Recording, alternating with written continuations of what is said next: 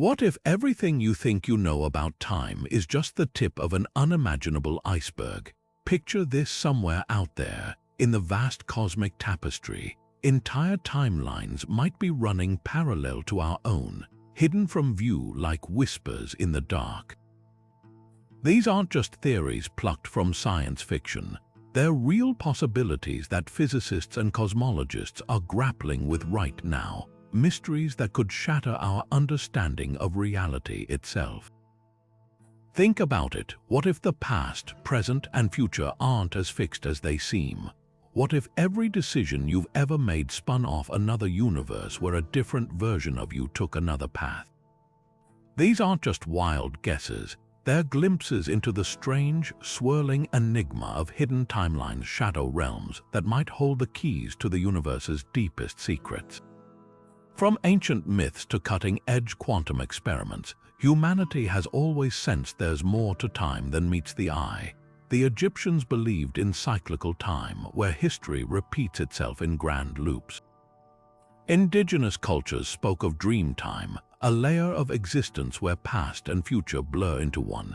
Even Einstein's equations hinted at time as something flexible, something that can stretch and warp like fabric. But what if the truth is even stranger? What if our universe isn't the only version of events playing out? Imagine cosmic archives stacked with alternate histories, worlds where dinosaurs never went extinct, where Atlantis survived, where you took that job offer you turned down last year. These hidden timelines could be just out of reach, vibrating silently beneath the surface of everything we perceive. That's the journey we're about to take together, a dive into the theories that challenge everything we thought we knew. We'll explore parallel universes brushing against our own, cosmic glitches that might reveal cracks in time, and the eerie evidence that suggests we're living in just one thread of an infinite tapestry. By the end of this, you won't just see time as a straight line, you'll question whether it's even a line at all. So buckle up, reality is about to get a lot stranger. Imagine a universe where gravity works backward, where light moves slower than molasses, or where time itself flows in reverse. According to the theory of eternal inflation, these aren't just fantasies, they could be real, existing right now in pockets of reality far beyond our own. This idea suggests our universe is just one tiny bubble in an endless, frothing cosmic foam, where new universes constantly burst into existence, each with its own unique set of physical laws and timelines. It all starts with Alan Guth, the physicist who revolutionized cosmology with his work on inflation, the idea that our universe expanded exponentially in the tiniest fraction of a second after the Big Bang. But Guth's theory didn't stop there. He realized inflation might not be a one-time event. Instead, it could be eternal, a never-ending process where quantum fluctuations keep spawning new universes like bubbles in a boiling pot. Think of it like a vast cosmic bakery where the dough of space-time keeps rising forever. In some patches, inflation stops and a stable universe like ours forms. But in other regions, it keeps stretching, creating new pockets where entirely different realities take shape. Some of these universes might have stronger nuclear forces, making stars burn out in seconds. Others could have extra dimensions or even no matter at all, just empty space humming with strange energies. The implications are staggering. If eternal inflation is real, there could be infinite versions of history playing out simultaneously, each with its own unique past, present, and future. Here's where it gets even wilder. Quantum fluctuations, those tiny, unpredictable jumps in energy at the smallest scales, could be the seeds for these new universes. Picture a calm lake suddenly disturbed by raindrops. Each drop creates ripples that spread outward, and in the same way, quantum ripples in the fabric of space-time might trigger new cosmic bubbles. This means every possible variation of physical laws, every conceivable timeline, could exist somewhere in this multiverse. There might be a universe where dinosaurs evolved intelligence, where the Roman Empire never fell, or where you made entirely different life choices. The eternal inflation model doesn't just suggest hidden timelines, it demands them, weaving an infinite tapestry of realities beyond our wildest imagination. Yet the most haunting question remains: if these alternate universes are out there, could we ever detect them? Some physicists speculate that cosmic background radiation, the faint afterglow of the Big Bang, might hold clues. Tiny anomalies in this radiation could be fingerprints of collisions between our universe and another bubble long ago. Others suggest that gravitational waves, ripples in spacetime itself, might carry echoes of neighboring universes brushing against our own. For now, these ideas remain tantalizing possibilities, but they hint at something profound. The multiverse isn't just science fiction. It's a serious scientific frontier, one that could redefine not just our place in the cosmos, but the very nature of reality. What if the universe doesn't just expand forever or fade into darkness? What if it dies and rebirths endlessly, like a cosmic phoenix rising from its own ashes? This is the heart of the cyclic universe model, a theory that turns our linear view of time on its head. Instead of a one-way journey from the Big Bang to heat-death, this idea suggests our universe might be trapped in an infinite loop of destruction and rebirth, with each cycle leaving faint echoes of the past in its wake. And here's the twist: every rebirth could come with subtle variations, tiny shifts in the fabric of reality that rewrite the rules of existence each time. At the forefront of this idea is Roger Penrose, the Nobel Prize-winning physicist who proposed conformal cyclic cosmology, a daring vision where the distant future of one universe becomes the Big Bang of the next. Picture this: trillions of years from now, when all matter has dissolved into radiation and black holes have evaporated, the universe reaches a state of perfect smoothness. In this eerie, empty expanse, time loses all meaning, and the universe effectively resets. The end becomes the beginning, sparking a new cycle where the laws of physics might rearrange themselves just slightly, creating a fresh timeline with its own unique history. So where's the evidence? Penrose and his collaborators point to mysterious anomalies in the cosmic microwave background, the faint afterglow of the Big Bang. These strange circular patterns, nicknamed Hawking points, could be the gravitational imprints of supermassive black holes from a previous universe, bleeding through into ours like cosmic scars. If true, it would mean our universe isn't the first iteration, it's just the latest chapter in an endless story. But the implications go even deeper. If the cyclic model is real, every rebirth could introduce tiny variations in physical constants or the arrangement of matter, leading to alternate timelines nested within each cycle. Imagine a universe where gravity is slightly stronger, where atoms bond differently, or where life evolves under entirely different rules. Each cycle becomes a cosmic dice roll, rewriting reality in ways we can barely fathom. The beauty of this theory is how it weaves together the infinite and the intimate. It suggests that time isn't a straight line but a vast, repeating spiral, and we might be living in just one of its countless loops. Whether these cycles carry fragments of past universes or birth entirely new ones, one thing is certain: the cosmos is far stranger and far more interconnected than we ever imagined. Now let's peel back another layer of reality, where every choice you make isn't just a moment in time, but a fork in the road of existence itself. This is the many worlds interpretation, a radical idea born from the mind of physicist Hugh Everett in the 1950s. It suggests that every quantum event, no matter how small, doesn't just have one outcome, it spawns an entire new universe for every possible result. Think of it like walking through an endless hall of mirrors, except each reflection isn't just an image, it's a fully realized world where a different version of you is living out the path not taken. Take Schrödinger's famous cat, the thought experiment, where a feline in a box is both alive and dead until someone opens it and collapses the possibilities into one reality. The many worlds interpretation flips this idea on its head. There's no collapse. Instead, the moment the box is opened, reality splits. In one universe, the cat purrs happily. In another, it doesn't survive. Both outcomes are equally real, just unseeable to each other. This isn't limited to cats in boxes either.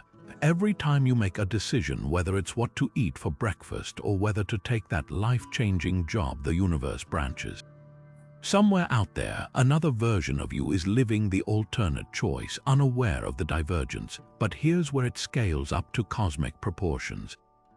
If quantum events split realities endlessly, then somewhere in the multiverse, there's a timeline where the dinosaurs never went extinct, where the Library of Alexandria was never burned, or where humanity discovered warp drive centuries ago.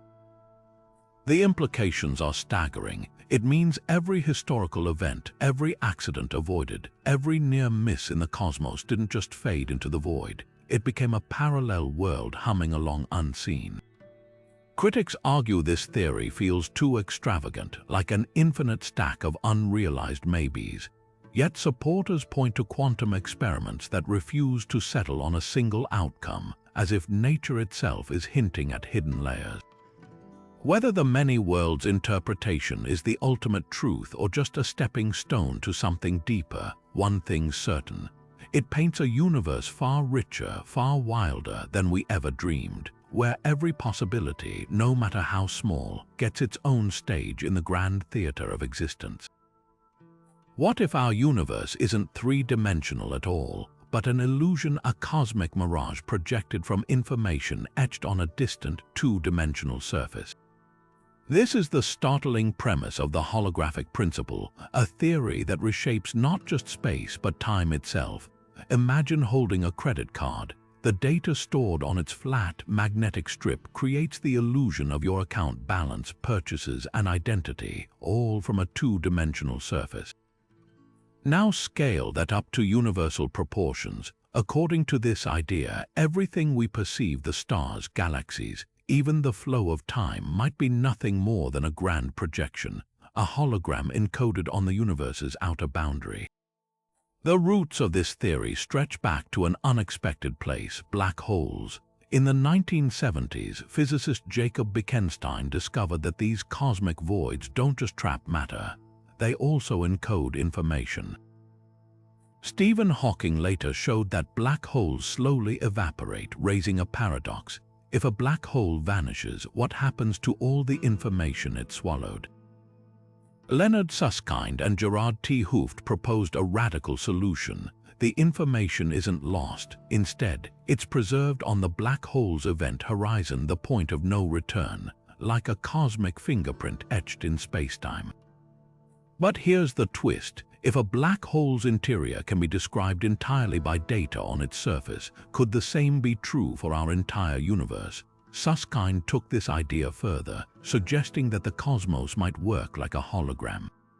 In everyday life, a holographic sticker projects a three-dimensional image from a flat surface. Similarly, the holographic principle claims our three-dimensional reality, including the arrow of time, could be a projection from information stored on a distant two-dimensional boundary. This boundary might lie at the edge of the observable universe, or even at the Planck scale, the smallest possible unit of space. Either way, it implies that time as we experience it isn't fundamental. Instead, it emerges from how this encoded data interacts, like frames in a cosmic movie reel. The implications for hidden timelines are staggering. If the past, present, and future are just projections, then alternate versions of history might already be encoded in this cosmic data layer, waiting to be played back under the right conditions. Some physicists speculate that black holes could act as conduits between these encoded realities, their event horizons storing not just one timeline but countless variations. Picture a universe where every possible outcome of every quantum event is preserved, like chapters in an infinite book written on the fabric of spacetime itself. Could we ever test such a mind-bending idea? Surprisingly, yes. Scientists analyzing the cosmic microwave background, the afterglow of the Big Bang, have searched for anomalies that might reveal a pixelated universe, subtle evidence of this underlying code. Others study quantum entanglement, where particles instantaneously influence each other across vast distances, as potential proof of a deeper, interconnected reality. While the evidence remains elusive, the holographic principle challenges us to rethink not just where we are, but when we are, suggesting that time and all its hidden branches might be far more malleable than we ever imagined.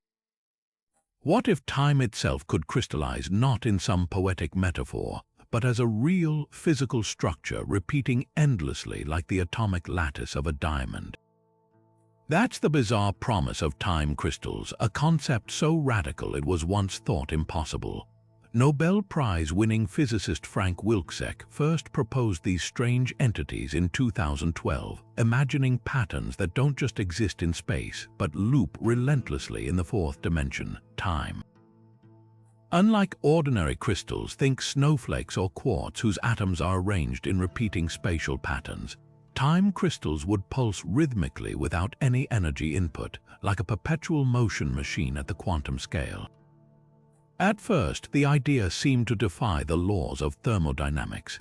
How could something cycle forever without losing energy? The breakthrough came when researchers realized time crystals don't violate physics, they exploit its quirks. In a lab at Harvard in 2017, scientists created the first time crystal using a chain of ytterbium atoms, zapped with lasers to trap them in a never-ending dance. The atoms flip-flopped between states in a fixed rhythm, locked in a temporal loop independent of external forces.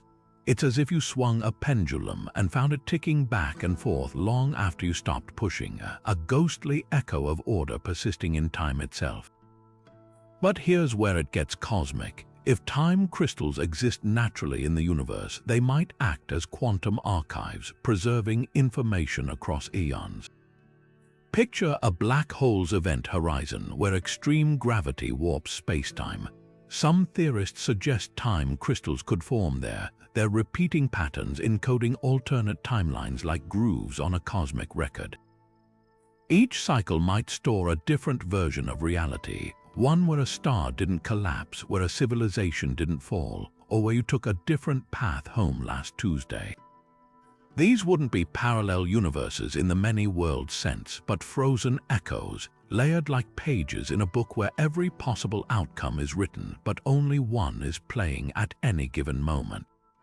Even stranger, time crystals might not be bound by our arrow of time.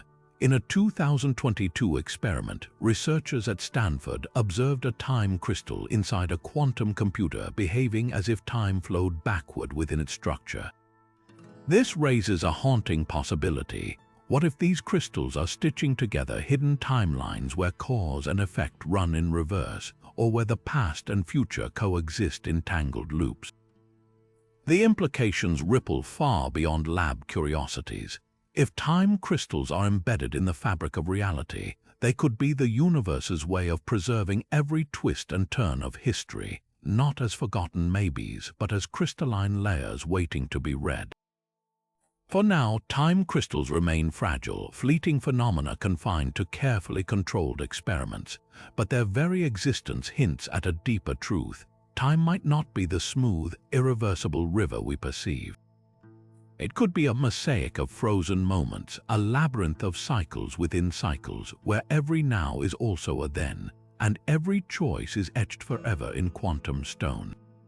Imagine waking up one day, convinced you've lived an entire life, only to realize you're nothing more than a fleeting spark in the void, a random arrangement of atoms that briefly gained consciousness before dissolving back into chaos.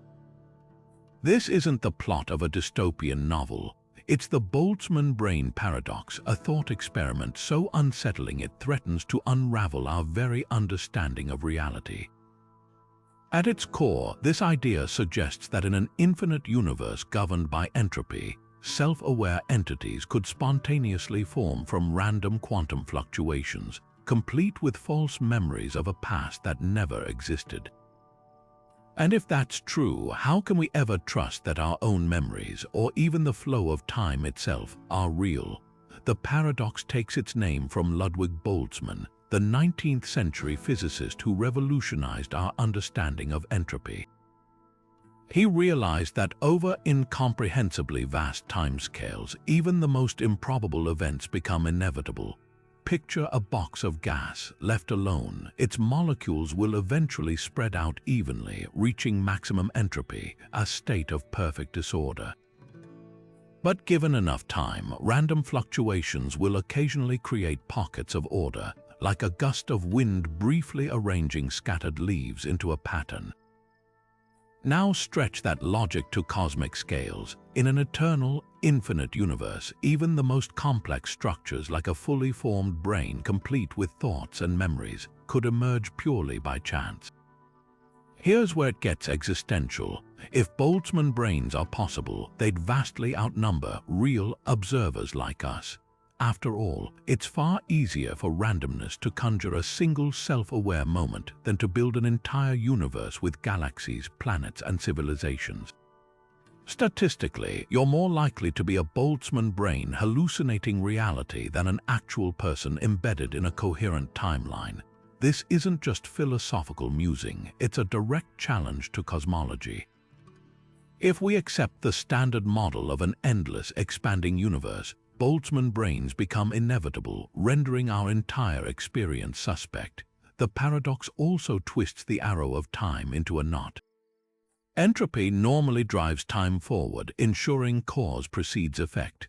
But a Boltzmann brain would arise from chaos, its false memories implying a backward causality, a past fabricated from nothing. Imagine a soap bubble popping into existence with the illusion of having been blown. This forces us to confront a bizarre possibility. Our perception of time's flow might not be fundamental, but a quirk of probability in a universe where every conceivable configuration of matter occasionally flickers to life. Could there be a way out of this dizzying loop? Some physicists argue that the paradox hints at flaws in our cosmic assumptions.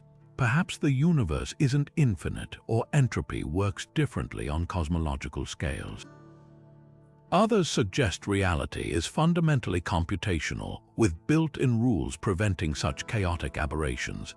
But the most haunting implication remains that somewhere in the void, countless phantom minds might be blinking in and out of existence, each convinced for a fleeting moment that they're living in the only real timeline. It's a reminder that in the grand tapestry of existence, the line between reality and illusion might be thinner than we dare admit. What if the universe isn't the ultimate reality, but an elaborate simulation, an ancestor program run by advanced beings to replay their own history? This is the unsettling core of Nick Bostrom's simulation argument, a theory that blends philosophy, physics, and the eerie glitches in our everyday experience. Bostrom, a philosopher at Oxford, laid out this idea in 2003 with a simple but staggering premise. If civilizations eventually gain the power to create hyper-realistic simulations of their past, and if they have even a slight desire to run them, then the number of simulated minds would vastly outnumber real ones. Statistically, the odds tilt heavily toward us being inside one of those simulations right now, living out a scripted timeline with the illusion of free will. Think about the implications. Every inexplicable moment, déjà vu, dreams that feel too vivid, coincidences that defy probability, could be subtle artifacts of the code. Like a video game rendering distant scenery at lower resolution to save processing power, our reality might have optimized zones where the simulation cuts corners. Take the Mandela Effect, where large groups misremember events identically. Was it Berenstain Bears or Berenstein? Could these collective false memories be patches in the system, updates rolled out inconsistently? Even quantum indeterminacy, the way particles exist in multiple states until observed, fits eerily well with a simulated universe. After all, why render what isn't being measured? But the simulation hypothesis isn't just about glitches. It forces us to confront existential questions. If we're artificial constructs, do our choices matter? Bostrom suggests the simulators might have ethical rules. Perhaps they've programmed suffering to feel meaningful, or maybe they're studying moral dilemmas through us. Some theorists take this further. If simulations can spawn nested simulations, we might be layers deep in a cosmic onion, with no way to know if the beings above us are themselves simulated. It's a hall of mirrors with no clear exit. Critics push back fiercely. They argue the simulation argument is untestable, a modern-day brain-in-a-vat thought experiment dressed in tech jargon. Others point out the staggering energy requirements to simulate every particle's quantum state. But here's the twist: if the simulators have mastered physics beyond our comprehension, their reality might not even use particles as we know them. They could be running our universe on substrates we can't imagine, like trying to explain a supercomputer to an ant. The most haunting question isn't whether we're in a simulation, but why. Are we someone's historical recreation, a science experiment, or worse, a forgotten server left running in some higher dimension basement? Whatever the answer, the simulation argument does something remarkable. It turns the mystery of existence inward, forcing us to wonder not just about the universe, but about the very nature of the stage we're standing on. And if the curtain ever lifts, the truth might be more bizarre than we dared dream.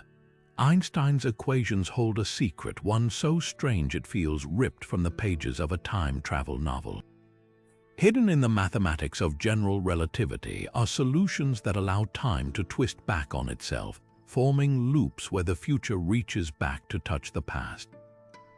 These are closed time-like curves, cosmic knots where cause and effect circle endlessly, and where the very idea of before and after loses all meaning. It sounds like fantasy, but the numbers don't lie. Under extreme conditions like near a spinning black hole or within a wormhole, time itself could bend into a Möbius strip, trapping events in an infinite dance of repetition. The first hint of this madness came from an unlikely source, Kurt Gödel, the mathematician who shattered our understanding of logic. In 1949, he took Einstein's equations and spun them literally. Gödel proposed a universe filled with a strange, swirling fluid where everything rotates together. In this bizarre cosmos, if you traveled far enough in one direction, you'd eventually return to your own past. Gödel's universe had no beginning or end, just an endless loop where history recycled like a broken record. Einstein himself was stunned, calling the solution disturbing. After all, if time can loop, then free will crumbles. Your future actions could already be influencing your past choices, weaving a web of inevitability with no escape. But Gödel's rotating universe isn't the only path to time loops. Enter wormholes, those cosmic shortcuts where space and time fold like origami. In the 1980s, physicist Kip Thorne showed that if you could keep a wormhole's throat propped open with exotic matter, a substance with negative energy, it might function as a time machine. Picture two ends of a wormhole. One stays on Earth while the other rockets off near light speed. Time would slow for the moving end due to relativity, making its clock tick differently. Step through the stationary end, and you'd emerge in the past relative to when you left. The implications are dizzying. A civilization with this technology could send messages or even themselves backward through time, creating paradoxes that defy common sense. Yet here's the catch: nature seems to abhor time loops. Quantum effects near wormholes might trigger destructive feedback, collapsing the tunnel before paradoxes form.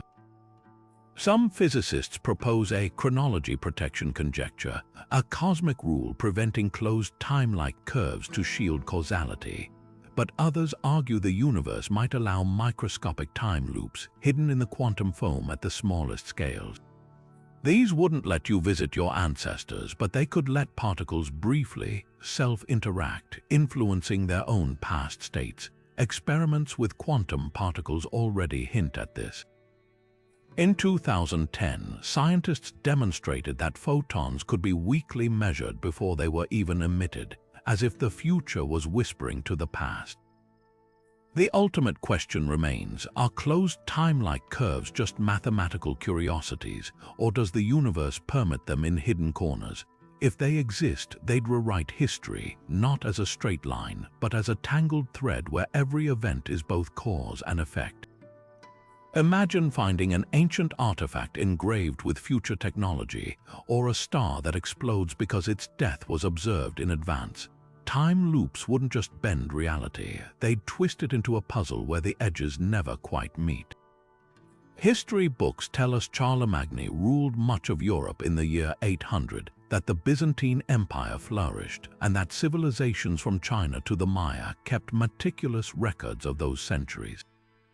But what if it never happened? Not the events themselves, but the dates. German historian Herbert Illig dropped a bombshell in the 1990s with his phantom time hypothesis, arguing that 297 years from 614 to 911 were entirely fabricated. According to Illig, these phantom centuries were inserted into the calendar by a conspiracy involving the Holy Roman Emperor Otto III and Pope Sylvester II. Their motive, to place Otto's reign in the symbolic year 1000, linking it to apocalyptic prophecies and cementing his divine right to rule. The theory hinges on striking anomalies. Take dendrochronology, the science of tree ring dating. While some European oak samples show continuous growth rings spanning the disputed period, Illig pointed to gaps in other regions' records, particularly in Asia, where documented solar eclipses don't always align with calculations based on our current timeline. Then there's architecture. The famous Aachen Cathedral, supposedly built under Charlemagne, showcases styles that didn't emerge until centuries later, according to art historians. Even Charlemagne's biography reads like myth. A near-flawless ruler who unified Europe, promoted education, and battled pagans. A narrative suspiciously tailored to later medieval ideals.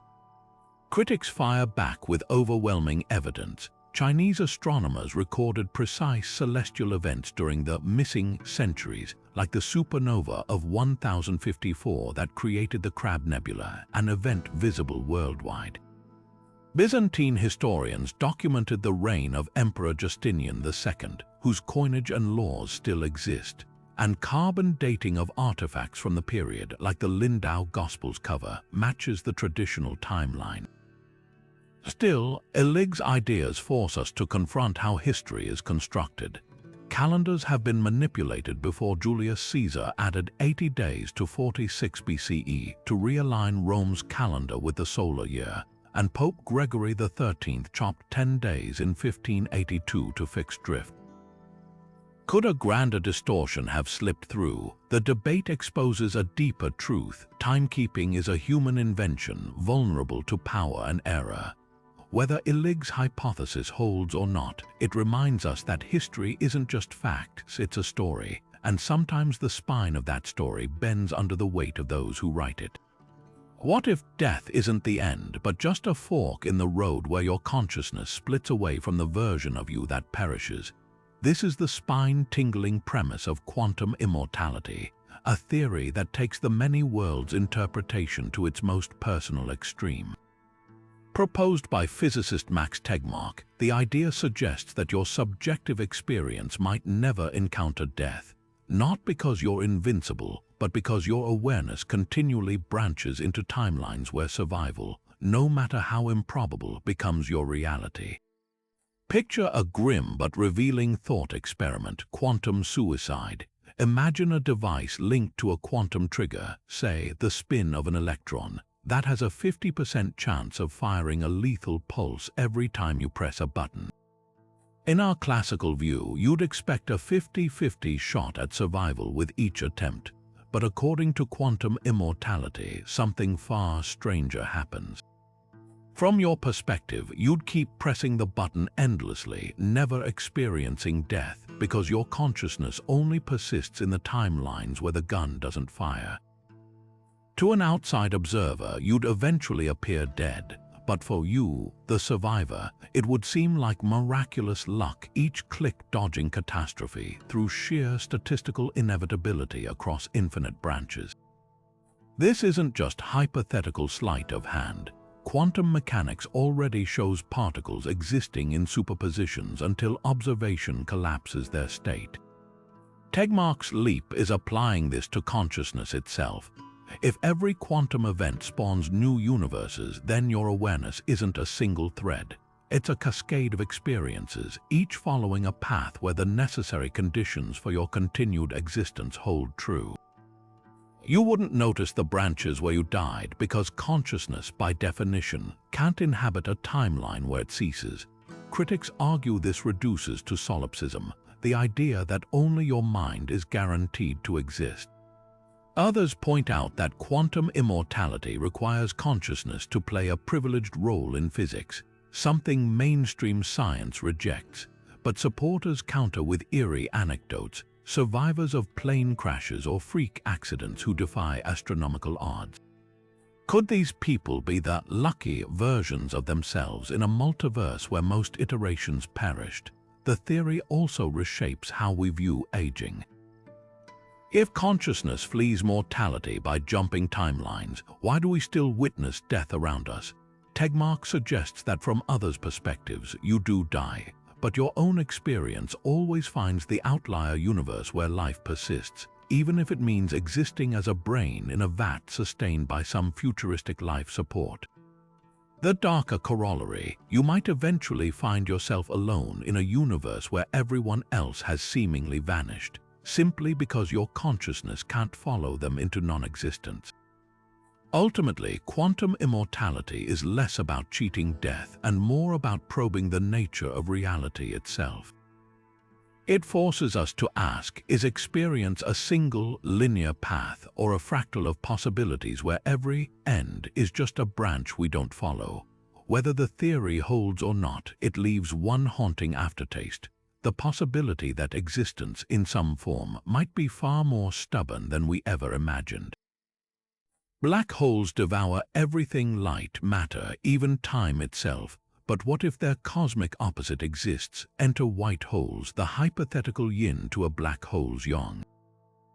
While black holes pull matter past the point of no return, white holes would violently expel it, spewing out energy and particles like a cosmic fountain that nothing can enter.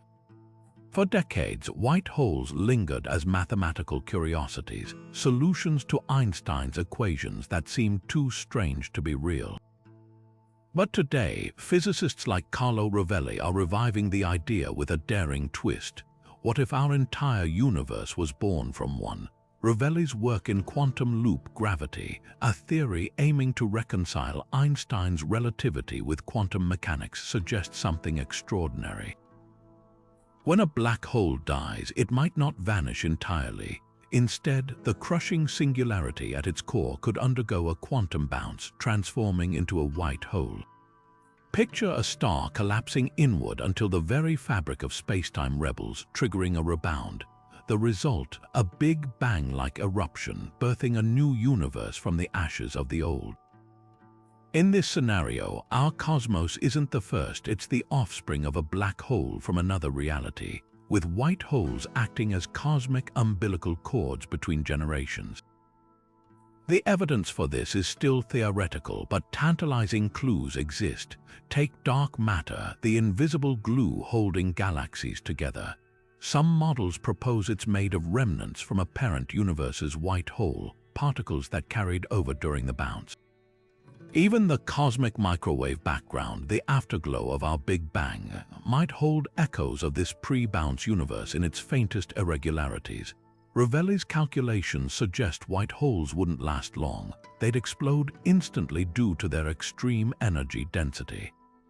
But that fits perfectly with our Big Bang's sudden, fiery birth. Now consider the implications. If white holes are real, the multiverse might not just be a collection of parallel worlds. It could be a family tree, with each universe giving birth to others through black hole turned white hole transitions. Our entire existence might trace back to a stellar collapse in a reality we'll never see. It's a humbling thought. The very forces that destroy could also create, weaving an endless tapestry of cosmic rebirth where death is just the prelude to another beginning. Critics argue white holes violate thermodynamics, spewing energy from nowhere. But quantum gravity flips the script. At the smallest scales, particles blink in and out of existence constantly, a white hole might simply harness that quantum chaos, turning vacuum fluctuations into a new genesis. Whether this theory holds or not, it reshapes how we see our origins. The Big Bang wasn't a solitary event. It might have been an echo of something far older, a chapter in a story with no true beginning or end. Have you ever been absolutely certain about a fact, only to discover you and millions of others were wrong in exactly the same way? This eerie phenomenon is called the Mandela Effect, named after countless people who vividly remember Nelson Mandela dying in prison during the 1980s when in reality, he was released and became South Africa's president. But what if these shared false memories aren't just glitches in our brains? What if they're subtle scars left behind when timelines merge or realities shift? The most famous examples read like a script from some cosmic editing room. The Berenstain Bears children's books, many swear the name was always Berenstein with an E. The Monopoly Man's monocle, thousands recall it clearly, though he's never worn one. Even Darth Vader's iconic line, "Luke, I am your father," is misquoted universally. The actual line is, "No, I am your father." Skeptics dismiss these as quirks of human memory, pointing to how our brains reconstruct details using schemas and expectations. After all, names ending in Stein are more common than Stain, and monocles fit the visual stereotype of old-timey capitalists. But the cosmic explanation takes a stranger turn. If the multiverse theory holds, countless versions of reality might exist in parallel, some nearly identical to ours, differing only in trivial details like brand spellings or movie quotes. Quantum physics allows for the possibility of these timelines briefly intersecting or collapsing into one another. In those moments of overlap, fragments from adjacent realities could bleed through, leaving groups of people with identical but incorrect memories. Think of it like two rivers merging the water's mix, carrying debris from both streams. If our universe is just one thread in a vast multiversal tapestry, perhaps the Mandela Effect is evidence of threads tangling. Psychologists counter with compelling evidence. The brain doesn't record memories like a camera, it approximates. When we hear Berenstain, our minds might autocorrect it to the more familiar Stein. Similarly, the monocle fits the Monopoly Man's archetype so well that we retroactively insert it. Studies show that false memories can be implanted easily. In experiments, people have remembered childhood events that never happened after being fed misleading details. This suggests collective false memories might stem from shared cultural exposure, not cosmic interference, yet some anomalies resist easy explanation. Take the Flintstones versus Flintstones debate. Many recall the latter despite no official version ever existing. Even more bizarre, the Shazam movie, a fictional 90s comedy starring Sinbad as a genie that thousands claim to have watched, complete with detailed plot points and promotional material. No such film was ever made. Could these be echoes of a timeline where these things did exist, or are they proof of how powerfully suggestion can rewrite our past? The debate forces us to confront two radically different views of reality. One paints consciousness as a fragile construct, shaping and being shaped by an objective universe. The other suggests reality itself is fluid, with memory acting as a rift detector, revealing moments when the fabric of existence has been quietly restitched. Whether the truth lies in neuroscience or quantum cosmology, the Mandela Effect does something remarkable. It turns everyday misremembering into a detective story about the nature of existence itself. And in a universe full of hidden timelines, even the smallest detail might be a clue waiting to be decoded. Deep in the cosmic void, something impossible is happening. Entire clusters of galaxies are racing toward a point beyond the edge of our observable universe, dragged by an unseen force that defies all known physics. Astronomers call this phenomenon dark flow, and it's one of the most baffling mysteries in modern cosmology.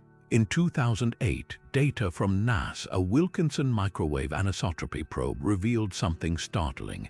over 1,000 galaxy clusters were moving at staggering speeds toward the same patch of space, as if pulled by a gravitational hand from another dimension. This wasn't random drift. The motion was coherent, relentless, and pointed in a direction that shouldn't exist, a cosmic tantrum thrown by the universe itself. The implications are staggering. Normal gravity can't explain this. The visible universe's mass is spread too evenly to create such a colossal tug. Even dark matter, the invisible scaffold holding galaxies together, doesn't account for it. So what's yanking these galaxies? One radical theory suggests the pull might come from beyond our cosmic horizon, from another universe. According to multiverse models, our universe could be one bubble in an endless froth of realities, each with its own physical laws. If a neighboring universe floated close enough in higher dimensional space, its gravity might leak into ours, tugging entire galaxy clusters like a magnet dragging iron filings. Here's where it gets stranger. The dark flow's preferred direction aligns eerily with an earlier anomaly, their axis of evil, a controversial pattern in the cosmic microwave background where temperatures skew unevenly across the sky. Some theorists speculate both phenomena hint at a pre-Big Bang structure, a cosmic fingerprint left by whatever existed before our universe. Imagine a scar in space-time, a remnant of a collision with another reality billions of years ago that's still warping everything in its wake. Skeptics argue technical glitches or unknown galactic scale effects could mimic dark flow, but follow-up studies, including observations from the Planck satellite, only deepen the mystery. The flow persists, stretching billions of light-years far beyond any local explanation. If this is evidence of a multiverse, it would mean we're not just mapping hidden timelines. We're feeling their gravity, literally. Every galaxy cluster caught in this current is a messenger from the edge of reality, whispering that the cosmos might be vaster, weirder, and more connected than we ever dared dream. What if our universe isn't alone, but locked in a cosmic dance with a mirror reality, one where time flows backward and space itself shrinks instead of expands? This is the heart of the biverse theory, a mind-bending twist on cosmology that suggests two universes, entangled like quantum particles, could be sharing a single timeline while moving in opposite directions. Picture an hourglass where one side represents our expanding cosmos, full of galaxies racing apart, while the other side is a contracting universe collapsing toward a singular point. But here's the twist: these aren't separate entities. They're two halves of the same system, bound by an invisible thread where the death of one fuels the birth of the other. The groundwork for this idea comes from Paul Steinhardt, the physicist behind the ekpyrotic model, a radical alternative to the Big Bang. Steinhardt's work suggests our universe didn't emerge from nothingness, but from the collision of higher dimensional membranes in a realm beyond our perception. In this model, the Big Bang wasn't a beginning but a reset, a moment when energy from a collapsing partner universe spilled into ours, igniting expansion. Think of it like a cosmic heartbeat. One universe contracts, squeezing its energy into the other, which then expands until the cycle repeats. This would mean time isn't linear at all, but a loop where every ending is also a beginning. Support for the biverse theory isn't just philosophical. Mathematically, Einstein's equations allow for solutions where a contracting universe mirrors our expanding one. Quantum entanglement shows particles can influence each other instantaneously across vast distances. What if entire universes are similarly linked? Some researchers even speculate that dark energy, the mysterious force accelerating our universe's expansion, could be the gravitational tug of its collapsing twin, pulling from the future like an echo. The implications rewrite reality. If the biverse exists, our universe's fate might not be heat death or a big crunch, but a transfer. As we accelerate toward dispersion, our twin could be reaching maximum density, ready to rebound and send a new wave of energy our way. This would mean history isn't just repeating. It's breathing in an endless cycle where every timeline is both predecessor and successor. Forget parallel worlds. This is a universe with its own shadow, a reality where time's arrow points both ways at once. Critics argue the theory is untestable, a beautiful metaphor without empirical teeth. But Steinhardt and others point to anomalies in the cosmic microwave background, strange asymmetries that might carry imprints of a pre-Big Bang encounter. If future telescopes detect patterns that defy conventional inflation, the biverse could move from speculation to science. Until then, it remains a haunting reminder. The universe might not just be stranger than we imagine, but stranger than we can imagine. One moment you're walking through a familiar park, the next, the scenery flickers like a glitching film reel, and suddenly you're standing in the same place decades earlier, watching people in outdated clothing stroll past, unaware of your presence. This isn't the plot of a sci-fi movie. It's the time slip phenomenon, a collection of baffling accounts where ordinary people report brief, uncontrollable glimpses into other eras. Among the most famous is the Versailles incident of 1901. Two British academics, Charlotte Moberly and Elena Jourdain, claimed to have wandered the palace gardens only to find themselves transported to the late 18th century, witnessing figures in period dress, including Marie Antoinette herself, before snapping back to their own time. What makes these stories so unsettling isn't just their vividness, but their consistency. Time slips often share eerie details. Witnesses describe environments with hyper-realistic accuracy, down to forgotten architectural features or historical fashions later verified by researchers.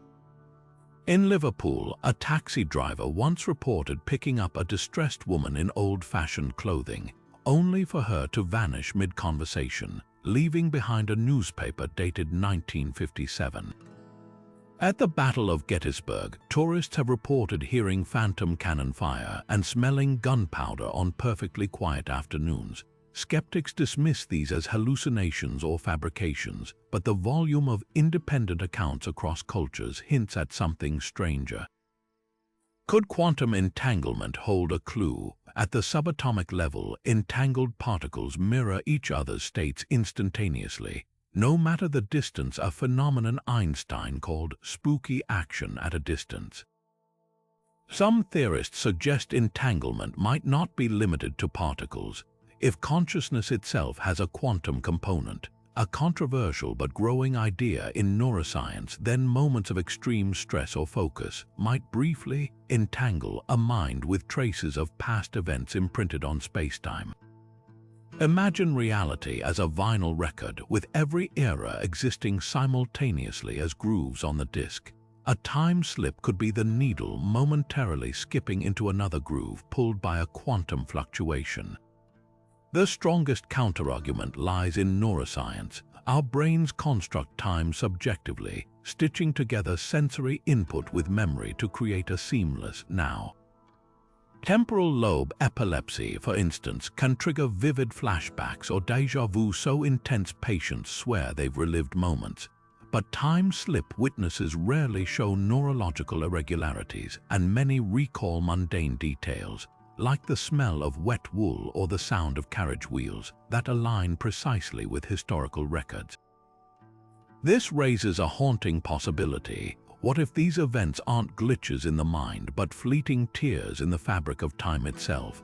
Perhaps the most compelling aspect of time slips is what they reveal about time's nature.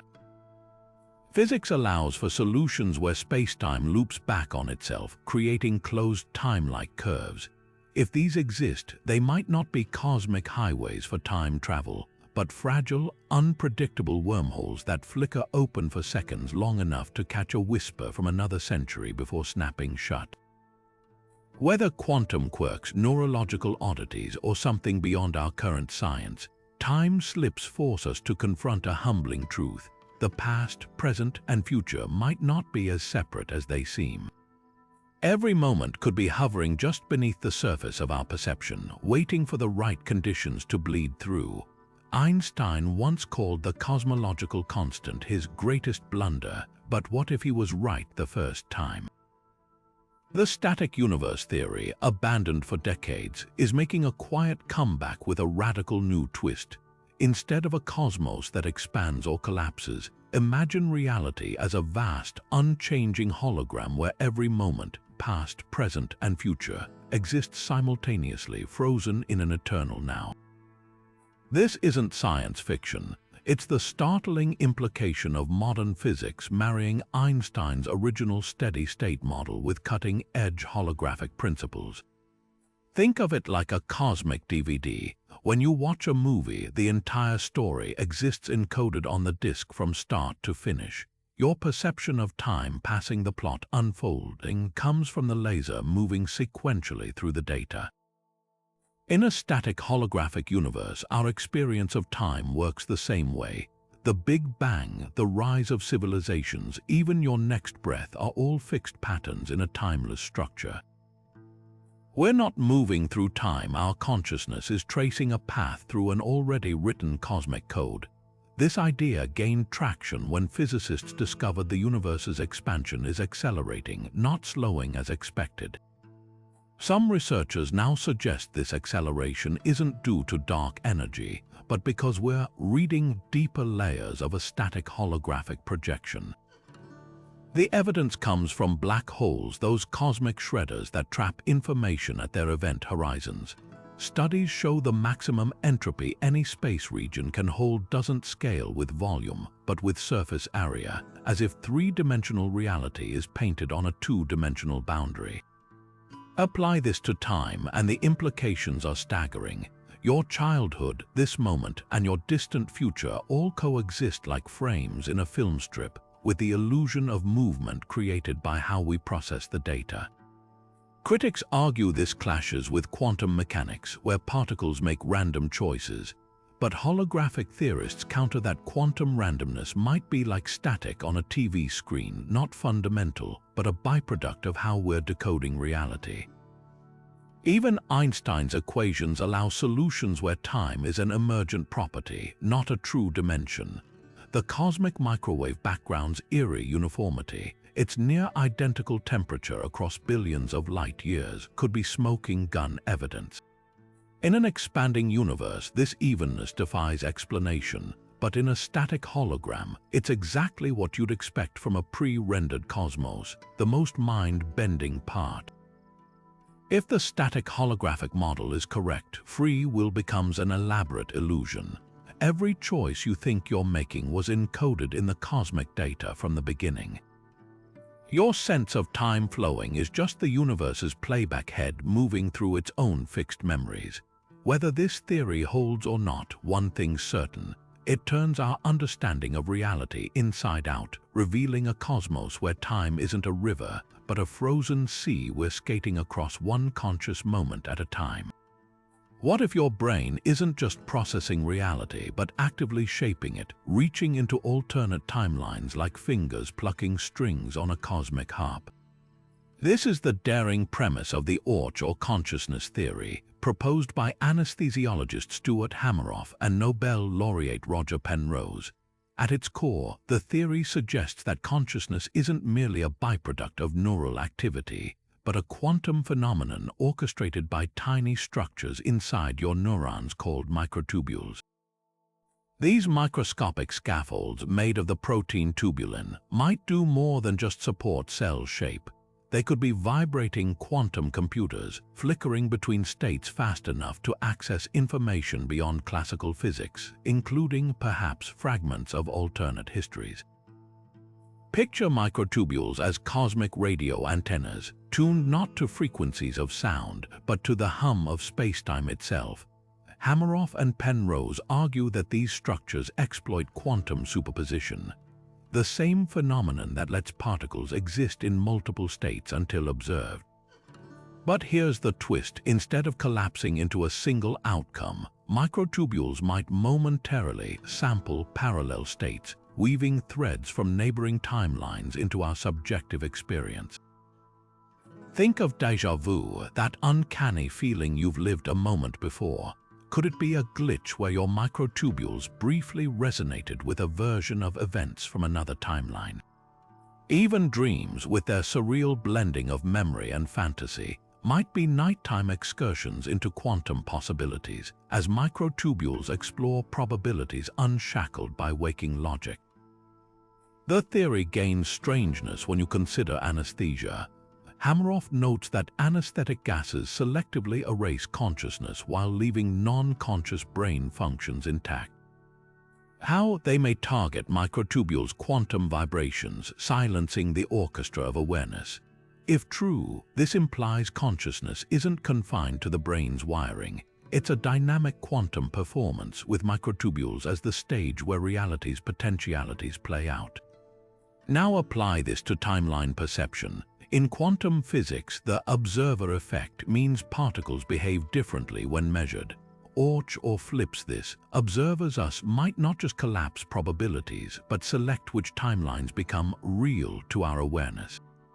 Imagine standing at a crossroads. According to many worlds, every choice spawns universes, but or suggests your microtubules could momentarily sync with those branches, letting you sense roads not taken as intuition, precognition, or even past life memories.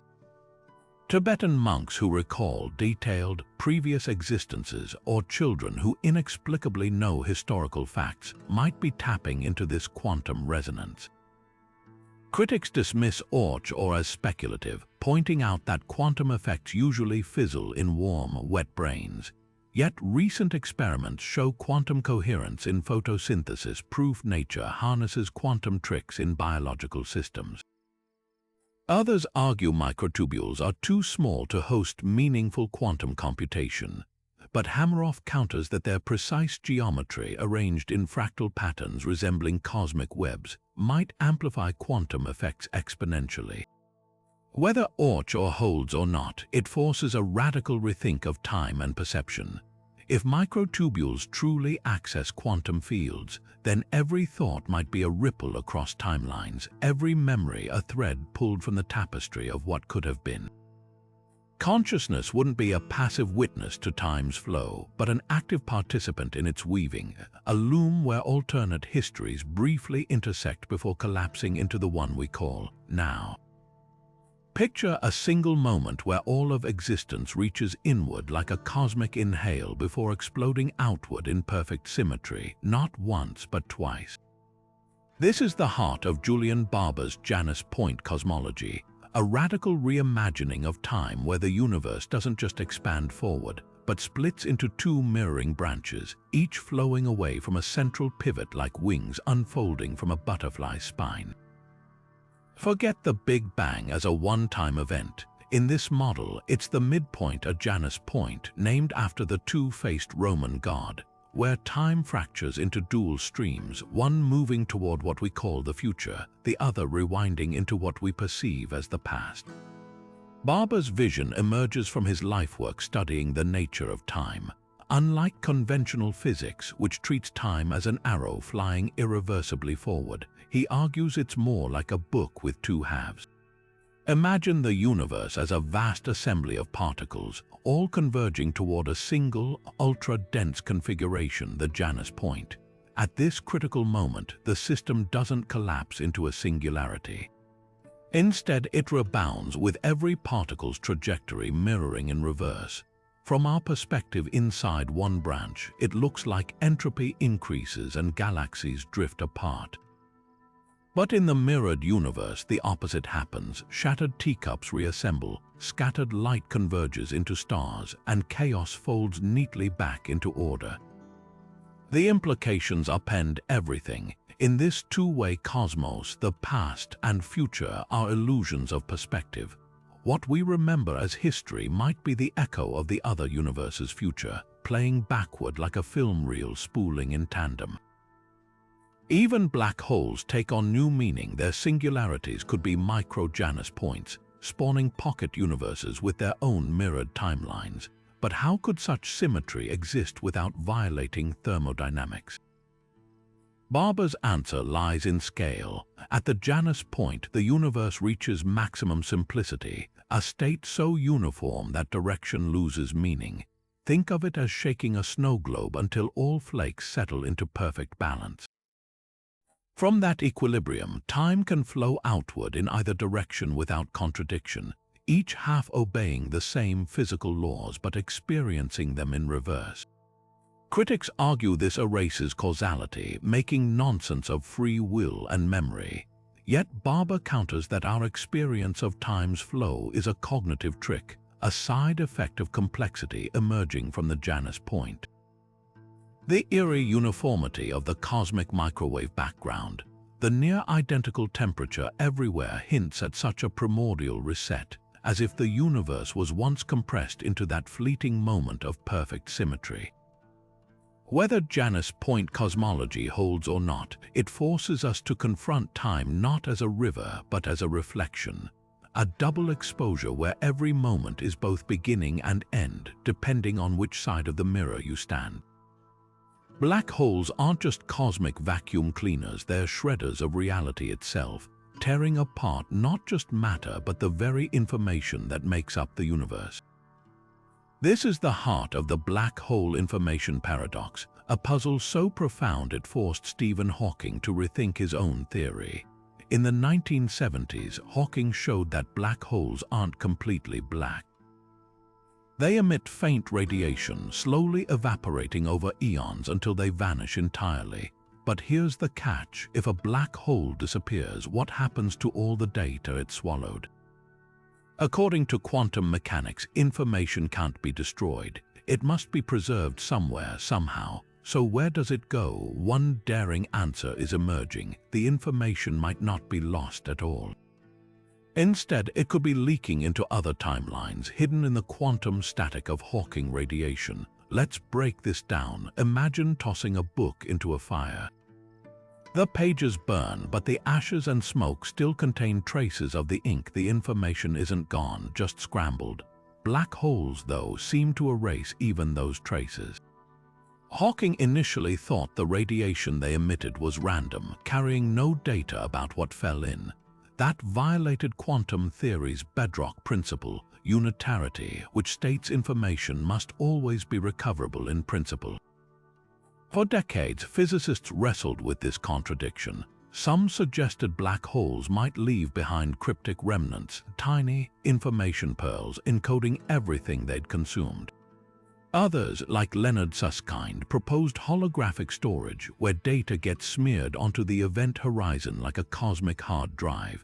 But the latest twist comes from Hawking himself. In 2016, he and colleagues published a revised take, suggesting information might escape through subtle correlations in the radiation patterns so fine they're like whispers buried in white noise. Here's where it gets wild. If this radiation isn't purely random but carries encoded data, that data has to go somewhere. Quantum mechanics allows for entangled particles to share information instantaneously across space. Could the same principle apply across timelines? Picture a black hole as a cosmic printer, spraying ink not just into our universe, but into parallel ones, with each droplet carrying fragments of annihilated stars, planets, or even entire civilizations. The implications are staggering. If true, black holes might be less like tombstones and more like interdimensional fax machines, transmitting echoes of what they've destroyed into other branches of reality.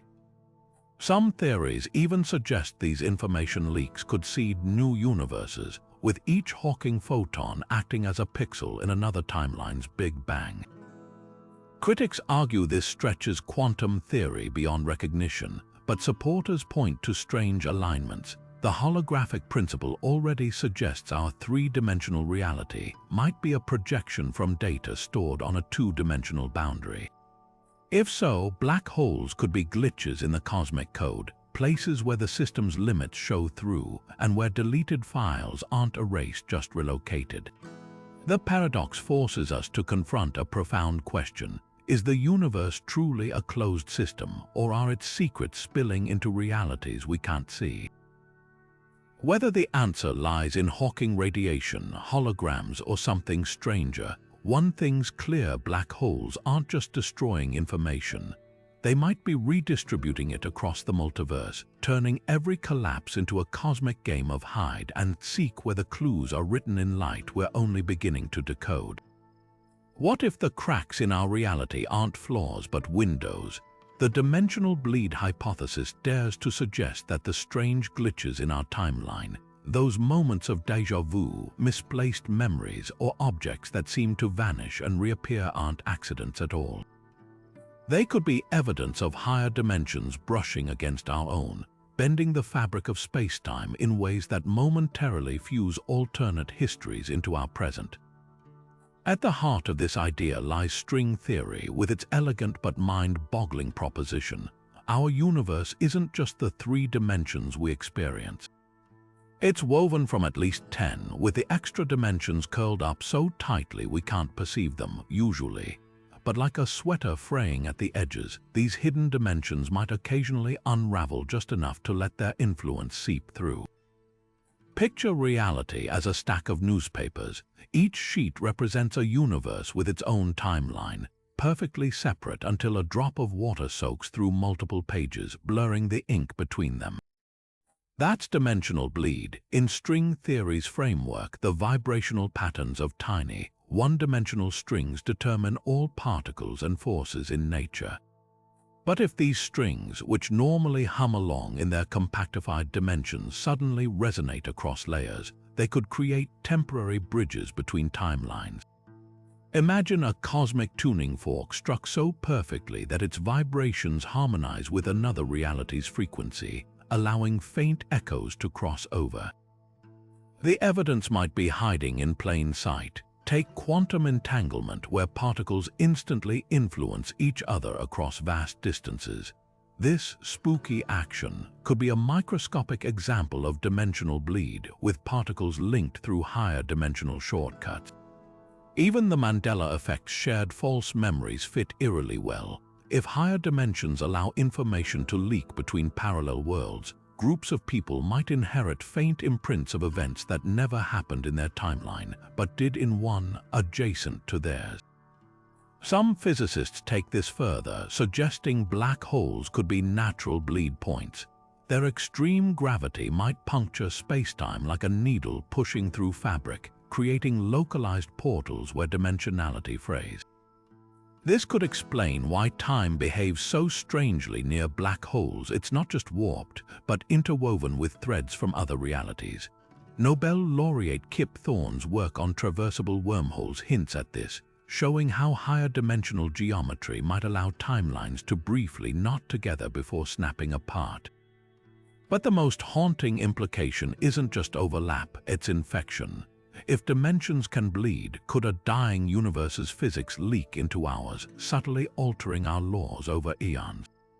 Ancient myths speak of epochs where magic worked and gods walked the earth.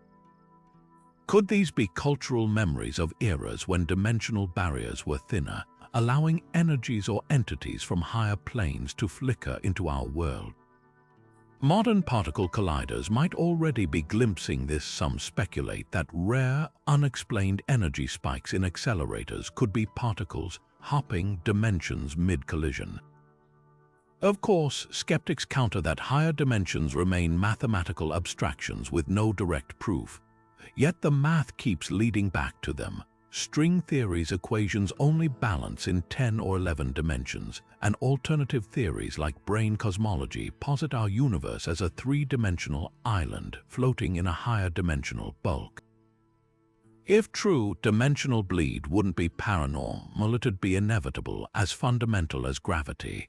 Whether these leaks are cosmic errors or hidden features of reality, one thing's clear: the walls between worlds might be far thinner than we ever imagined. And if dimensions can bleed, then every moment of déjà vu, every ghostly whisper of a forgotten past, might not be a trick of the mind but a glimpse through the cracks of a far vaster, far stranger multiverse. What if Earth isn't just a planet but a carefully curated museum, its timeline deliberately preserved by civilizations so advanced they've mastered time itself? This is the spine-tingling premise of the time capsule Earth theory, a radical idea that blends the Fermi paradox with ancient astronaut lore into a single, unsettling question: could humanity be living inside someone else's historical exhibit? The Fermi paradox has long haunted scientists. In a universe teeming with billions of potentially habitable planets, why have we found zero evidence of other intelligent life? The time capsule Earth theory offers a chilling answer. We haven't found them because they've already found us, and they're keeping us isolated like a rare species in a cosmic zoo. But this isn't just about containment. Proponents suggest Earth's entire timeline might be artificially maintained, with key events, wars, discoveries, even extinctions orchestrated or preserved by unseen custodians. Think of it like a living diorama where humanity's struggles and triumphs are observed, studied, or even nostalgically recreated by beings who have moved beyond such primal phases. Ancient myths add eerie weight to this idea, from the Sumerian tales of the Anunnaki gods who came down from the heavens to shape human civilization, to the Dogon tribe's inexplicable knowledge of Sirius B, a star invisible to the naked eye. Cultures worldwide speak of visitors who imparted wisdom before vanishing. Could these stories be fractured memories of Earth's original curators? Even the Bible's Genesis reads oddly like an experiment's log. "Let us make man in our image" implies deliberation, not divine spontaneity. Modern anomalies deepen the mystery. Take the WOW signal, a powerful, unexplained radio burst detected in 1977 that matched no known celestial source. Or the bizarre behavior of Oumuamua, the interstellar object that accelerated unnaturally as it left our solar system. While skeptics offer conventional explanations, time capsule theorists ask, what if these were routine checks from Earth's overseers, ensuring their preservation project remains on track? The most haunting implication isn't just that we're being watched, it's that our sense of time might be manufactured. Advanced civilizations could manipulate space-time like a video editor splicing footage, freezing or looping eras to study them. This might explain odd historical repetitions, like the uncanny parallels between ancient Egypt and Mesopotamia, or the Renaissance's sudden explosion of knowledge after the Dark Ages. Were these resets or highlight reels inserted by curators? Critics dismiss this as paranoid anthropology, but the theory forces us to confront an uncomfortable truth. If humanity ever achieves time manipulation, preserving less advanced civilizations would be an irresistible scientific and ethical imperative. We'd likely create time capsules of our own entire world sealed in amber, their histories unfolding at a pace we control. So the real question isn't whether Earth could be such a capsule. It's whether we'd ever be allowed to know. What if the timeline we perceive isn't just one possibility among many, but the only one stable enough to survive? This is the unsettling premise of quantum Darwinism, a theory that merges cutting-edge physics with the brutal logic of natural selection. Wojciech, a pioneer in quantum decoherence, proposed a radical idea.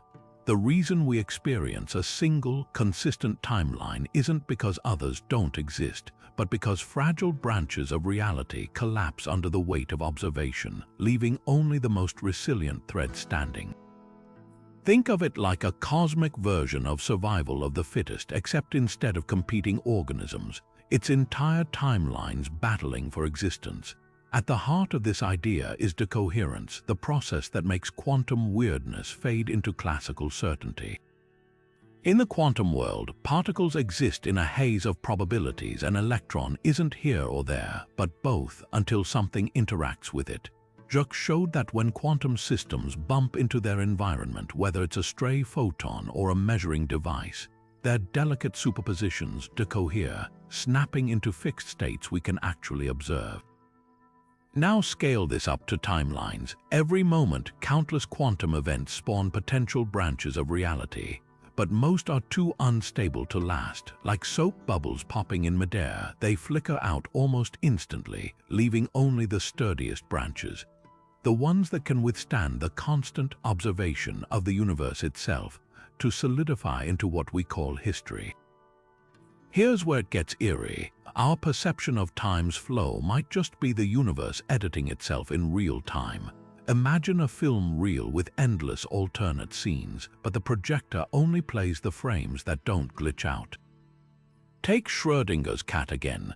In the many worlds interpretation, the cat is both alive and dead in separate universes. But quantum Darwinism suggests something darker. The dead cat timeline might collapse almost immediately because it's less stable, perhaps because living systems naturally resist entropy, making survival states more durable. This would mean the timelines we experience aren't random. They're the ones that meet some hidden cosmic criteria for persistence. Support for this comes from quantum experiments. When particles are perfectly isolated, they stay in superposition, but introduce even a whisper of interference and they choose a state. Jacques argues this isn't a choice at all, it's environmental pressure weeding out fragile configurations. Apply this to time and suddenly historical events look different. Why did World War II end with Allied victory instead of a Nazi-dominated timeline? Maybe because certain outcomes are simply more robust, their quantum foundations less prone to decoherence. It's as if the universe has an invisible sieve, filtering out realities too frail to endure. Critics argue this smacks of teleology. Physics shouldn't prefer certain states, yet the math holds up. In quantum Darwinism, stability isn't predetermined. It emerges from countless interactions, like how a forest's ecosystem shapes which trees thrive. Even consciousness might play a role. If observation reinforces certain timelines, then our very act of perceiving could be part of the selection mechanism. This isn't far from the ancient idea that reality is a collective dream, except now the dreamers are entangled particles and the dream is being curated by the laws of physics themselves. The implications ripple across time. If only stable timelines survive, then every moment we experience is the tip of an iceberg, with countless collapsed realities just beneath the surface.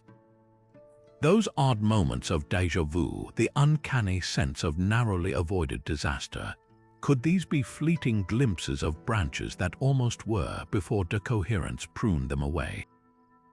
Quantum Darwinism doesn't just reshape how we see time. It suggests reality isn't something we witness, but something we're actively, if unknowingly, sculpting with every observation, every measurement, every thought that snaps a possibility into place. The past isn't fixed, it's the survivors of a silent war we never knew was raging. The cosmic microwave background, the faint glow left over from the Big Bang should be smooth, a near-perfect echo of the universe's fiery birth. But when scientists mapped it in exquisite detail, they stumbled on something unsettling. Stretching across the sky like phantom fingerprints are bizarre anomalies, cold spots, strange alignments, and asymmetries that defy explanation. One particularly glaring irregularity, nicknamed the axis of evil, shows temperature patterns that seem to point in a specific direction, as if the entire universe is tilted. These aren't just statistical flukes. According to physicist Laura Mersini-Horton, they could be cosmic bruises, scars left behind when our infant universe collided with other timeline bubbles in the multiverse. Mersini-Horton's work suggests these anomalies aren't random noise, but imprints from beyond our cosmic horizon. Picture the early universe as a froth of quantum bubbles, each a potential reality with its own physics, inflating and bumping against one another in higher dimensional space. When two bubbles brushed past each other, the energy of that collision could have left a dent in our cosmos, a gravitational shadow frozen into the CMB. The cold spot, a vast region unusually devoid of galaxies, might be one such marker, a place where a neighboring universe's gravity tugged at ours like a passing magnet, warping space-time before drifting away. The implications rewrite our origin story. If Mersini-Horton is right, the Big Bang wasn't an isolated event, but part of a larger multiversal ecosystem where timelines jostle and interact. Even stranger, the CMB's unevenness could mean our universe is still entangled with those others on a quantum level, their faint gravitational whispers subtly shaping galaxy formation and dark matter distribution. This would explain another mystery. why certain galaxy clusters seem to move in coordinated flows, as if pulled by invisible hands from beyond the observable cosmos. Critics argue these anomalies could stem from measurement errors or unknown local effects, but the data keeps mounting. When the Planck satellite mapped the CMB with unprecedented precision, the anomalies persisted, stubbornly resisting conventional explanations. Some theorists propose even wilder possibilities, that these scars aren't just from past collisions, but ongoing ones. Like soap bubbles merging in a sink, our universe might still be pressed against others, their boundaries quivering with quantum vibrations that subtly nudge the fabric of reality. The most haunting thought: if the CMB holds echoes of other timelines, then those universes might hold echoes of ours. Somewhere beyond the veil of space-time, another version of the cosmos could bear matching scars, ancient wounds from the moment we touched, then drifted apart, leaving only faint patterns in the light to tell the tale. In 2011, a team of scientists at CERN made an announcement that sent shockwaves through the world of physics: neutrinos, those ghostly particles that slip through matter like shadows through a screen, appeared to be breaking the universe's ultimate speed limit. According to their measurements, these tiny particles had traveled faster than light, arriving at their destination 60 nanoseconds earlier than Einstein's laws allowed. The implications were staggering. If true, it would mean particles could effectively outrun time itself, potentially arriving at their destination before they'd even left. But here's where it gets stranger. What if those neutrinos weren't just breaking the speed of light? What if they were slipping through cracks in time, tunneling between alternate realities where the rules of causality don't apply? The initial reaction from the scientific community was disbelief. Einstein's theory of relativity had stood unchallenged for over a century, its prediction that nothing could exceed light speed woven into the very fabric of modern physics. Yet the data seemed clear: over 15,000 neutrino beam pulses, meticulously tracked between CERN facility in Switzerland and the Opera detector in Italy, consistently showed the same impossible result. The team checked and rechecked their equipment, searching for errors in GPS timing, fiber optic delays, even relativistic effects from Earth's rotation.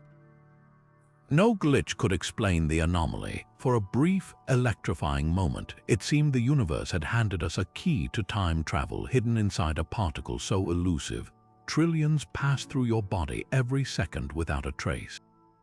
Then came the letdown. Months later, the team discovered the true culprit. A loose fiber optic cable and an improperly calibrated oscillator had skewed the timing measurements. The neutrinos hadn't broken any rules after all. But what if the story doesn't end there? Some theorists, like physicist Robert Ehrlich, propose that while the Opera results were flawed, the underlying idea might not be. Neutrinos are already cosmic rule breakers. They oscillate between different flavors: electron, muon, and tau, mid-flight, defying classical expectations. Quantum mechanics allows for particles to tunnel through barriers they shouldn't be able to penetrate, appearing on the other side instantaneously. Could neutrinos exploit similar loopholes, not just in space but in time? Enter the neutrino time travel paradox. If a neutrino's quantum state allows it to briefly tunnel through a higher dimension, a shortcut where space-time folds back on itself, it might emerge at its destination slightly ahead of when classical physics predicts. This wouldn't violate causality outright, because the effect would be vanishingly small at human scales. But on the quantum level, it could mean neutrinos are flickering in and out of adjacent timelines, appearing to move faster than light because, from their perspective, they're taking a detour through a reality where time flows differently. These wouldn't be the tachyons of sci-fi lore, hypothetical particles permanently locked in faster than light motion. Instead, they'd be ordinary neutrinos performing quantum sleight of hand, exploiting wrinkles in the fabric of existence. The evidence is still circumstantial but tantalizing. IceCube, the neutrino observatory buried in Antarctic ice, has detected sterile neutrinos, hypothetical variants that interact even less than normal ones. Some models suggest these could be neutrinos momentarily entangled with parallel universes, their faint signatures bleeding into our detectors. Even more provocative are the time-tagged neutrinos from supernova. When SN 1987 erupted, neutrinos arrived hours before the visible light, not because they outran photons, but because they escaped the collapsing star's core slightly earlier. Yet a handful of detectors recorded anomalies, spikes that came too late or too early to fit standard models.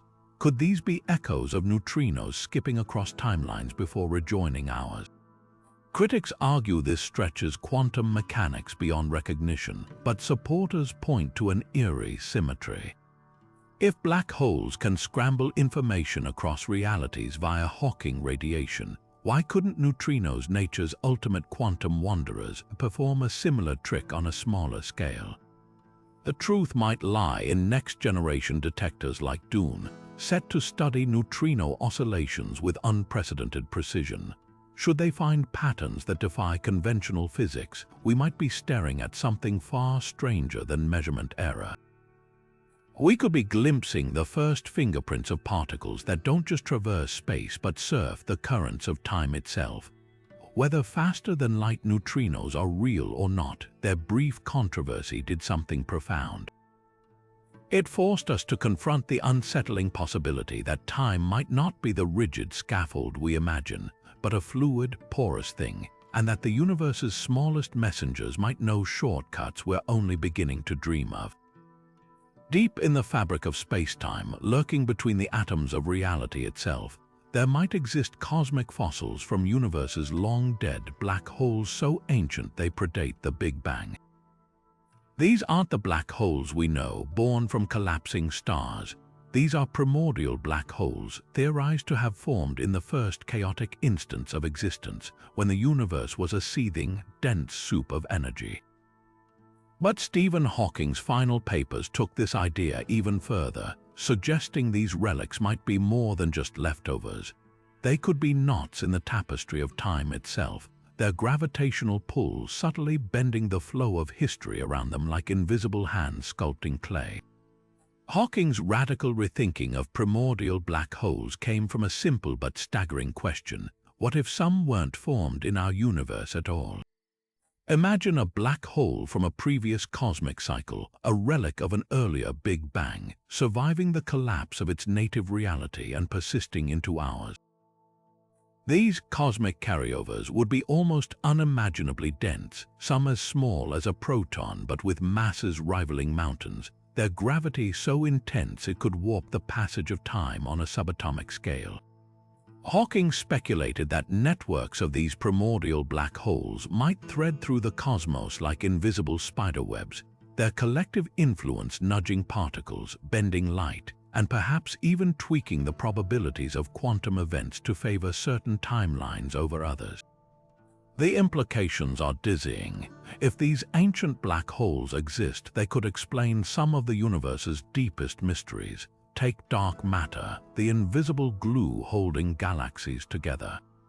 While most theories posit exotic particles as the culprit, primordial black holes offer an elegant alternative. A swarm of these relics, drifting unseen through the cosmos, would exert gravitational pull without emitting light, perfectly matching dark matter's observed effects. Even more intriguingly, their gravitational lensing, the way they bend light from distant stars, might not be uniform. If they're clustered in specific configurations, their combined gravity could create time lenses, warping not just space but the local flow of causality, creating pockets where events play out slightly faster or slower than the surrounding universe. But Hawking's most haunting suggestion was that primordial black holes might serve as cosmic archives.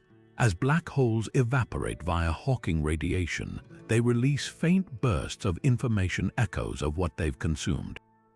A black hole from a previous universe could carry imprints of its origin, data encoded in its radiation like a message in a bottle cast across the multiverse. If we could decode that signal, we might glimpse the physics of a reality that existed before time as we know it began. a fossilized snapshot of another timeline's laws, its constants, perhaps even its history. Critics argue that primordial black holes remain speculative, with no direct evidence yet found. But recent gravitational wave detections hint at unexpected black hole mergers involving objects too small to form from stellar collapse, exactly the size range primordial black holes would occupy. Others point to mysterious cosmic radio bursts that flicker with uncanny regularity, as if something dense and ancient is passing between us and the source, bending space-time in predictable rhythms. Whether these phantom relics exist or not, Hawking's vision forces us to confront a humbling possibility. Our universe might not be the first draft of reality, but a palimpsest layered with whispers of timelines long gone, their presence felt only in the faintest gravitational tremors, the quietest distortions in the dark. What if the very act of looking at the universe doesn't just reveal reality but creates it, sculpting timelines into existence with every glance? This is the mind-bending heart of observer-driven timelines, a theory that takes quantum mechanics' strangest quirk, the observer effect, and scales it up to cosmic proportions. At its core lies John Wheeler's delayed choice experiment, a quantum puzzle so radical it suggests the past isn't fixed until the present chooses how to observe it. Picture this: a photon races toward a beam splitter where it can either bounce off or pass through. Conventional logic says the photon decides its path the moment it hits the splitter. But Wheeler showed something far weirder. If you wait until after the photon has theoretically made its choice, say, by adding a second splitter downstream, you can retroactively force it to have taken both paths simultaneously, as if your future observation reached back in time and rewrote history. Now stretch this idea to timelines. If quantum particles can exist in superposition until observed, could entire histories hover in unresolved states until consciousness collapses them? Imagine standing at a crossroads where one path leads to peace and the other to war. In this view, both outcomes might coexist as ghostly potentials until someone, or some collective observation, measures the event, solidifying one branch into tangible reality. This isn't just philosophy. Quantum experiments like the quantum eraser demonstrate that erasing information about a particle's past can literally undo its prior behavior, as if reality is a cosmic etch-a-sketch where observation is the shaking hand. Critics counter that consciousness might be a red herring. In mainstream quantum theory, observation just means interaction with any macroscopic system. A stray photon or a detector qualifies. But proponents like physicist Henry Stapp argue that consciousness plays a privileged role, acting as the ultimate collapse mechanism. Ancient Eastern philosophies resonate here. The Hindu concept of Maya, where reality is an illusion shaped by perception, or Buddhist teachings that consciousness and cosmos co-create each other. Even modern neuroscience hints at this. Our brains don't passively record the world, they actively construct it, filtering raw sensory data into coherent experience. Could this construction extend beyond individual minds, weaving the fabric of shared history? The debate intensifies when applied to historical events. Take the moon landing. Did it become real only when witnessed by millions? If so, what about unobserved corners of the universe? Do they remain probabilistic fog until measured? Some interpretations suggest timelines might branch based on collective observation, creating consensus realities while unused possibilities fade into quantum silence. This could explain the Mandela Effect. Those shared false memories might be echoes of briefly activated branches that collapsed when collective attention shifted. Yet the theory's darkest implication is solipsism's shadow. If reality hinges on observation, does the universe vanish when no one's looking? Not necessarily. Wheeler's participatory universe model offers a middle path. Reality isn't created by observation, but co-created through an ongoing dialogue between consciousness and cosmos. Think of it like a cosmic dance where particles propose possibilities and observers select patterns, iterating toward a shared timeline. This view finds surprising support in quantum Darwinism, which shows how certain quantum states become classical by surviving environmental interaction, almost as if the universe itself is observing, pruning fragile branches to stabilize our experience of time. Whether consciousness is the architect of time or just one thread in its tapestry, one thing's clear: the boundary between observer and observed is far blurrier than we ever imagined. Every glance, every measurement might not just reveal history, but quietly, irresistibly shape it. Dark matter is the universe's greatest unsolved mystery, an invisible substance outweighing visible matter 5-1. Its gravity sculpting galaxies while eluding every attempt to detect it directly. But what if this cosmic ghost isn't just hiding in our universe? What if it's the cosmic echo of a timeline that never was a parallel Big Bang that flickered into existence only to collapse, leaving behind its gravitational shadow in our reality? This is the dark matter timeline echo theory, a radical idea that reimagines dark matter not as a particle or a force, but as the tombstone of a failed alternate reality.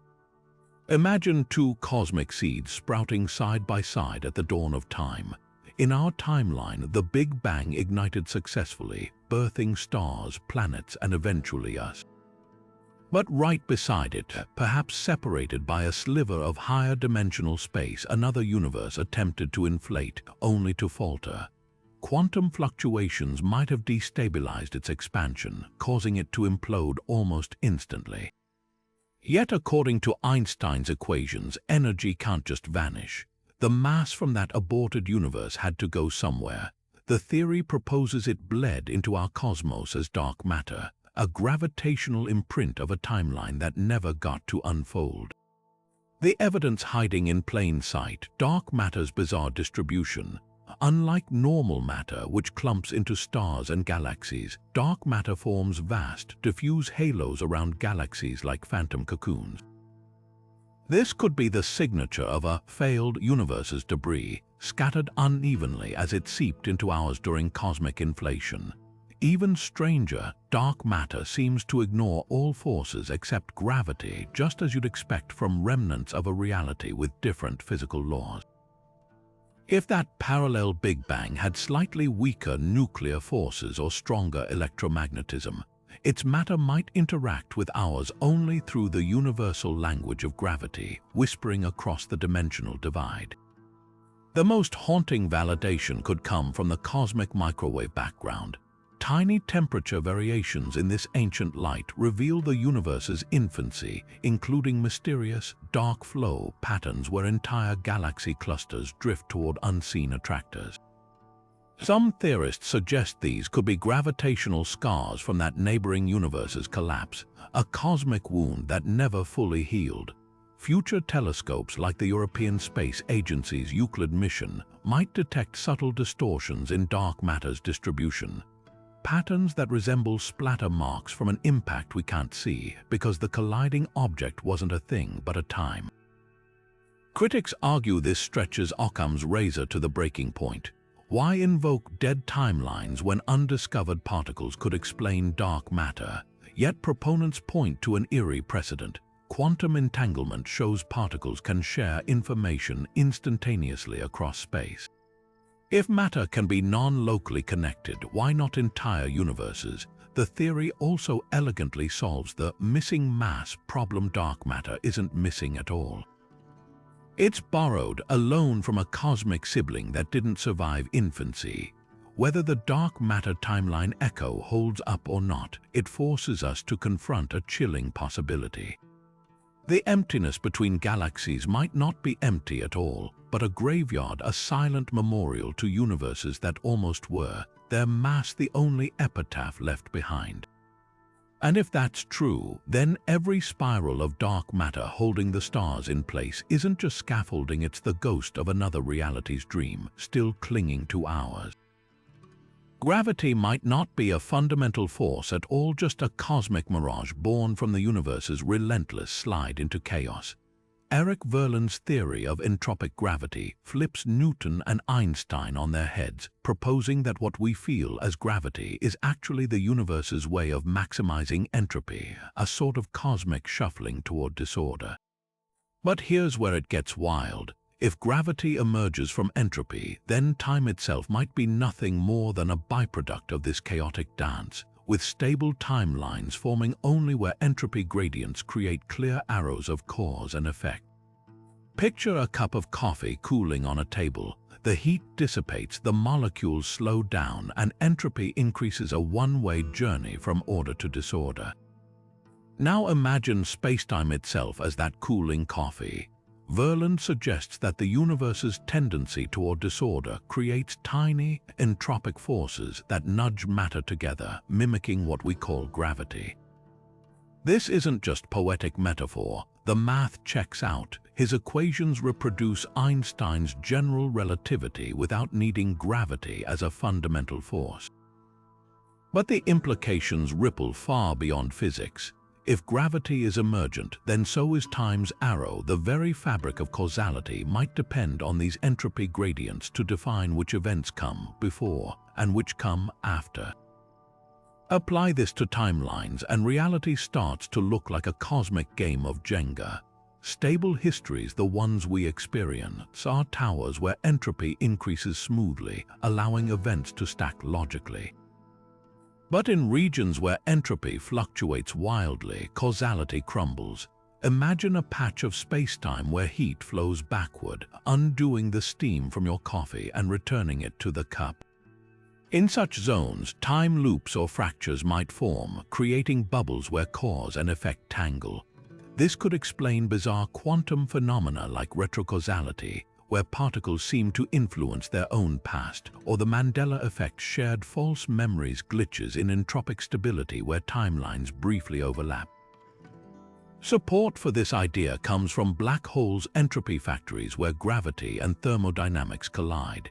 At a black hole's event horizon, quantum information gets scrambled into maximum entropy, a process that might leak into surrounding spacetime.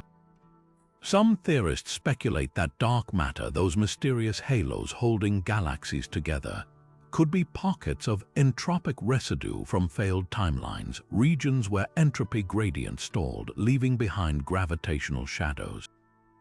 Even the cosmic microwave background's unevenness might reflect primordial entropy fluctuations, like fossilized imprints of the universe's first causal structures. The most haunting implication: if entropic gravity governs timelines, then universes with different entropy rules might have radically different flows of time. Imagine a reality where entropy decreases, broken teacups reassemble, memories unravel into the future, and life unfolds in reverse. Or a cosmos with no entropy gradient at all, a timeless soup where every event happens at once, like a DVD paused on every frame simultaneously. Our universe's stability, its clear past-present-future divide, might just be a happy accident in an infinite multiverse of chaotic chronologies. Verland's theory remains controversial, with critics arguing it can't yet explain all gravitational phenomena. But whether entropic gravity holds up or not, it forces a profound shift in perspective. Time isn't a backdrop, it's a side effect of disorder, a story written by chaos itself. And if that's true, then the ticking clock in your living room isn't just measuring moments. It's tracing the universe's slow, inevitable unraveling into the dark. What if the past isn't lost, just waiting to be reassembled, like a cosmic jigsaw puzzle pieced together from the faintest echoes of reality? This is the promise of quantum archaeology, a thought experiment so audacious it bends the boundaries of time itself.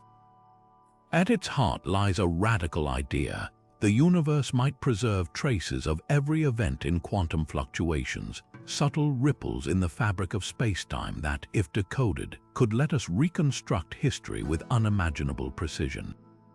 Theoretical physicist David Deutsch, one of the founders of quantum computing, takes this even further.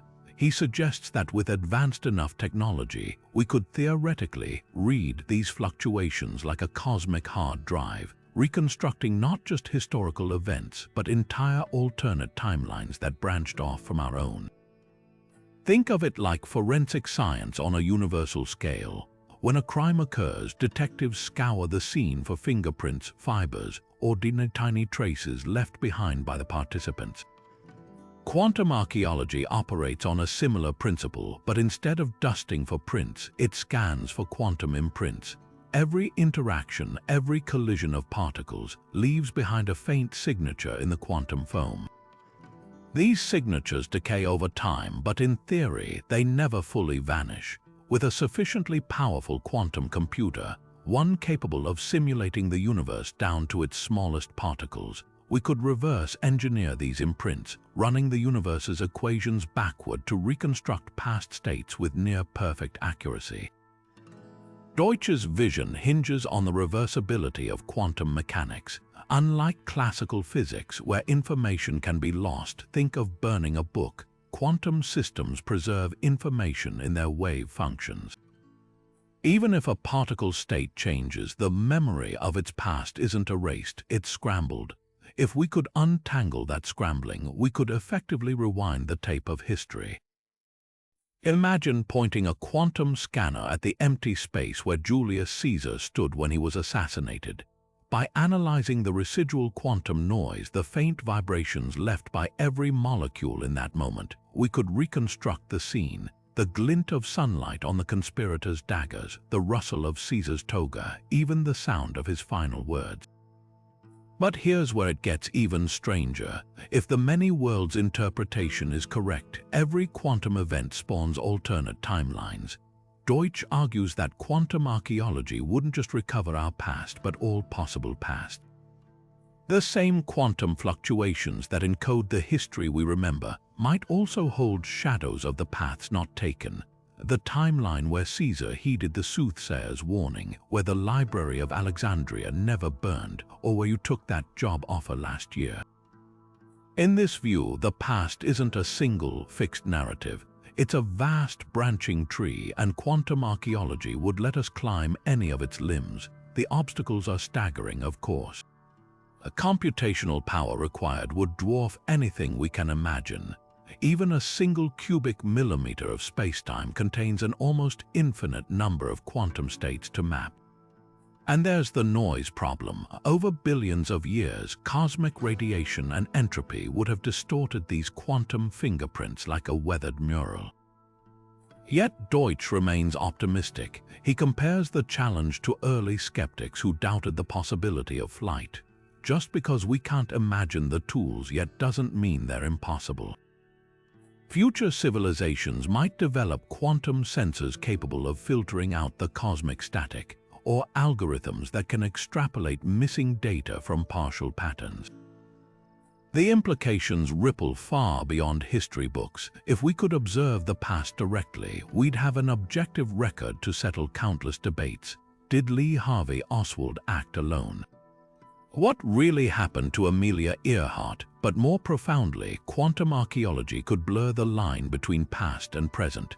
If the past's quantum traces are still physically accessible, then in some sense, the past isn't truly gone. It's just out of reach, like a file stored on a corrupted hard drive waiting to be recovered. This challenges our deepest intuitions about time's flow. The past wouldn't be a distant country, it'd be a parallel layer of reality, always hovering just beneath the surface of the now. Critics counter that even if the theory holds, the practical hurdles are insurmountable. The energy required to perform such reconstructions might exceed the output of stars. Others worry about paradoxes. What happens if we observe a past event and thereby alter its quantum state? But Deutsch dismisses these concerns. In his view, quantum archaeology wouldn't change the past, it'd simply reveal it, like shining a light into a dark room. The past's quantum states are already fixed, we'd just be reading what's there. Whether quantum archaeology ever moves from thought experiment to reality, its power lies in the questions it forces us to ask. If the universe preserves every moment, then nothing is ever truly forgotten. The laughter of extinct civilizations, the footsteps of long-dead explorers, the choices we regret, all might still exist, etched into the quantum fabric of space-time, waiting for a future eye to piece them together. Time, in this light, isn't a thief. It's the ultimate archivist, and the universe's ledger might be far more complete than we ever dreamed. Imagine the very last moment of existence, not a cold, lifeless fade into darkness, but a cosmic crescendo where every thought, every event, and every timeline that ever was suddenly rushes together into a single, blazing point of infinite consciousness. This is the Omega Point, a theory as poetic as it is profound, blending theology, physics, and futurism into a vision of the universe's final act. Jesuit priest and philosopher Teilhard de Chardin first envisioned it in the early 20th century as the inevitable culmination of evolution, not just biological but spiritual and cosmic.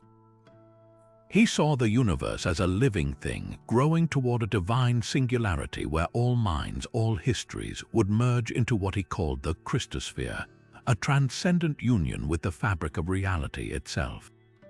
Decades later, physicist Frank Tipler took this mystical idea and armed it with equations, arguing that the Omega Point isn't just a beautiful metaphor, it's a scientific inevitability written into the laws of thermodynamics and relativity. Tipler's Omega Point theorem rests on a startling prediction. As the universe approaches its final collapse, or in some models, its infinite expansion, the computational capacity of reality will skyrocket. Think of it like a cosmic computer running out of memory, but instead of crashing, it begins processing faster and faster, squeezing infinite calculations into the finite time left. At this breaking point, the universe would effectively simulate every possible configuration of matter, energy, and information, resurrecting every consciousness that ever existed through sheer computational brute force. Your life, your choices, even the roads you didn't take, all would be recreated, replayed, and ultimately woven into a single, timeless tapestry at the end of time. But here's where timelines collide. If the many worlds interpretation is correct, and every quantum decision spawns alternate realities, the Omega Point wouldn't just resurrect our history, it would resurrect every possible history. All those ghost universes where dinosaurs still rule, where Rome never fell, where you moved to Tokyo instead of staying home, they'd all converge, their data preserved in the universe's final, desperate computation. Tipler even suggests this process would be conscious, a self-aware cosmos using its last moments to understand itself, to experience every possible state simultaneously before the curtain falls. The science behind this is as wild as the philosophy. Tipler argues that advanced civilizations near the end of time could harness the energy of collapsing galaxies to power these simulations, effectively creating a cosmic backup of existence. Black holes, those ultimate shredders of information, might become the universe's hard drives, their event horizons encoding data in holographic fragments until the final instant. And if quantum fluctuations allow for Boltzmann brains, conscious entities emerging from random noise, then the Omega Point could be the ultimate Boltzmann brain, a self-generated observer born from the universe's dying gasps to witness its own conclusion. Critics dismiss the Omega Point as theology dressed in scientific notation, pointing out that Tipler's model requires a closed universe, one destined to collapse, while current evidence suggests ours is expanding indefinitely. Others argue that even if the universe could perform infinite computations, there's no mechanism to guarantee those simulations would be you in any meaningful sense. Yet the theory lingers, haunting the edges of cosmology, because it speaks to something deeper than equations, the human longing for meaning beyond entropy, for a story that doesn't end with silence. Whether the Omega Point is prophecy or poetry, it forces a radical shift in perspective. Time's arrow might not just be about decay. It could be a spiral winding tighter and tighter until every moment, every possibility becomes one. The universe wouldn't be a graveyard of forgotten timelines, but a cathedral, its final act not an end but an embrace. From black holes encoding alternate realities in their Hawking radiation to Boltzmann brains hallucinating existence into being, we've journeyed through 30 theories that shatter every assumption about time. Think about it. What if our universe is just one page in an infinite book of timelines where dinosaurs still roam in some chapters and ancient civilizations thrive in others? The sheer audacity of these ideas should leave you dizzy. White holes spewing out new universes, consciousness sculpting reality through quantum observation, even the possibility that history itself might be a holographic projection. Each theory pulls the rug from under our linear perception of cause and effect. Take the Mandela Effect as more than misremembering. What if it's proof that timelines occasionally stitch together, blending memories like overlapping film reels? Or consider entropic gravity, where time's arrow might reverse in pockets of spacetime, creating zones where broken teacups reassemble and memories unravel backward. These aren't just thought experiments, they're challenges to the core of how we experience reality. The fact that respected physicists debate whether our cosmos is a simulation, a cosmic bounce, or one thread in a multiversal tapestry proves how fluid the nature of time might truly be.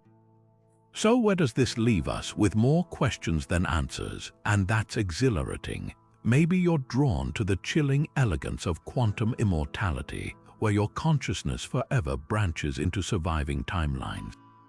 Or perhaps the holographic principle resonates, suggesting everything we see is a projection from the edge of spacetime. Whatever theory haunts your imagination, it reveals something profound. Time isn't the rigid scaffold we thought. It's a labyrinth, a hall of mirrors, maybe even a living thing that breathes and evolves. Now it's your turn. Which of these timelines feels most real to you? Drop your favorite in the comments. We'll dive deeper into the most mind-bending suggestions in future videos, because this is just the beginning.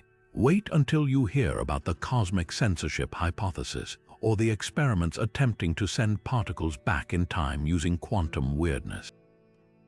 Reality is stranger than fiction, and we're just getting started peeling back its layers. Stay curious, keep questioning, and remember, the universe never runs out of mysteries. See you in the next time.